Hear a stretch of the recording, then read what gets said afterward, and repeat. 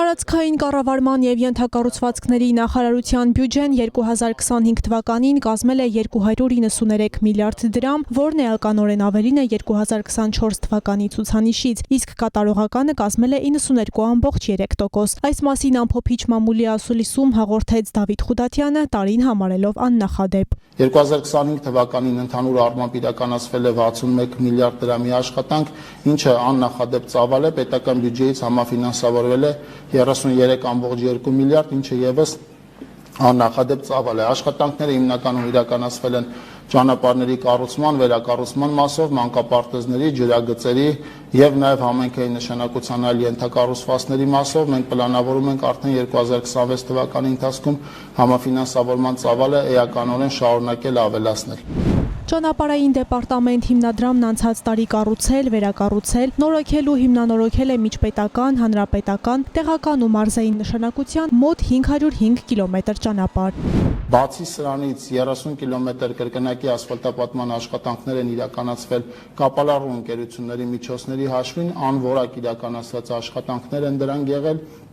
եւ կրկին այդ միջոցների հաշվին, ուրեմն այդ աշխատանքները իրականացվել են, եւս 30 կիլոմետր գրունտային ճանապարհներ են կառուցվել, հիմնականում հյուսիս-հարավին զուգահեռ իրականացվող աշխատանքները, որը եւս այս իմ նշած ցուցանիշների մեջ չկա, հաշվետու տարվա ընթացքում մենք 10 կամրջի եւ 2 տրանսպորտային հանգույցի շինարարական աշխատանքներ ենք իրականացրել։ Հյուսիս-հարավ ճանապարհի նախագծի շրջանակում ամբողջությամբ ավարտվել են դեպի Գյումրի տանող հատվածի կառուցման աշխատանքները։ Այդտեղ առաջիկա օրերին կամբողջացվի նաև լուսավորության ցանցի անցկացումը։ Հարավային հատվածում եւս շինարարական եռուզեռ է։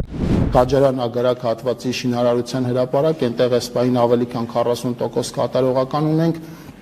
Այս պահին այդ շինարարությունը համարվում է Հայաստանի Հանրապետության ամենամեծ շինարարությունը եւ 2025 թվականի ընթացքում մենք միջին օրական այնտեղ շուրջ 65 միլիոն դրամի իրականացված աշխատանք ենք ունեցել, շուրջ 700 աշխատակից է յուրաքանչյուր օր այնտեղ աշխատել եւ ավելի քան 240 միավոր տեխնիկա։ Երկու տունելներից մեկի փորման աշխատանքները ավարտվել են, մյուսի փորման աշխատանքների զգալի մասը ավարտվել է։ Այս թունելը, որը կառուցվում է, մինչ այս վերջին 30 տարվա ընթացքում ամենաերկար եւ զրոյից փորված թունելն է համարվում։ Այդ հատվածում նախատեսված է 15 կամրջի շինարարություն, 14-ի մասով այս պահին աշխատանքներ են իրականացվում եւ մանավանդ այն գործընկերները, որոնք նախորդ այցի ժամանակ եղել են,